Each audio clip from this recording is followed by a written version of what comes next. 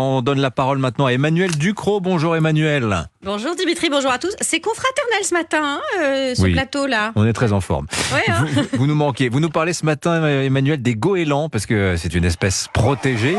Voilà, vous les entendez derrière moi.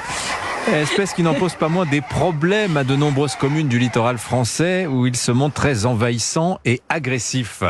Alors c'est actu.fr, la plateforme d'information alimentée par de nombreux médias locaux, qui a fait un tour de France des goélands et qui en tire un récit effrayant si vous êtes ornithophobe. C'est pas facile, la cohabitation entre les humains et la vie sauvage.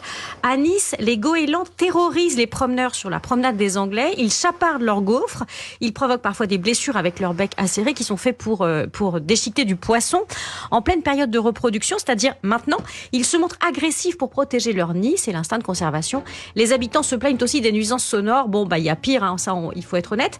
Mais ça pose d'autres problèmes. À Saint-Malo, par exemple, la mairie s'inquiète de leur agressivité, des dégâts sur le patrimoine à cause des salissures et des dégradations sur les murs et sur les toitures. Alors, autre affaire à Cherbourg. Alors là, c'est une affaire digne des oiseaux d'Hitchcock, là.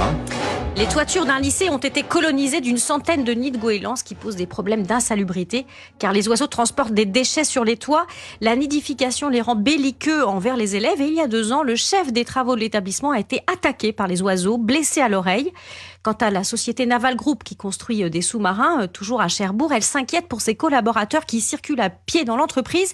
Ils sont régulièrement attaqués par des oiseaux, des goélands argentés qui peuvent être longs de 60 cm. Ça vous rappelle des images d'un film. Oui, bien sûr. Alors, ça donne l'impression d'une espèce invasive, sauf que, en fait, les populations de goélands sont en réalité menacées.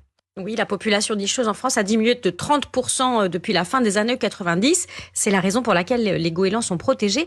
Mais pour autant, la cohabitation reste extrêmement difficile. Mais est-ce qu'on a des stratégies pour contrôler les populations de goélands, Emmanuel ?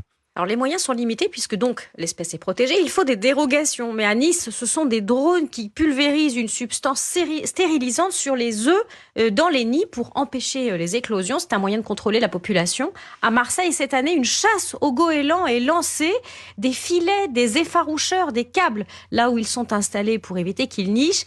L'idée, c'est de les inciter à aller voir ailleurs, mais ça revient quand même à déplacer le problème.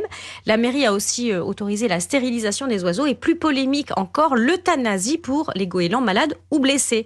À Saint-Malo, la mairie aussi essaye de déplacer les populations vers les sites naturels du pays malouin, ce qui est la préconisation des associations ornithologiques.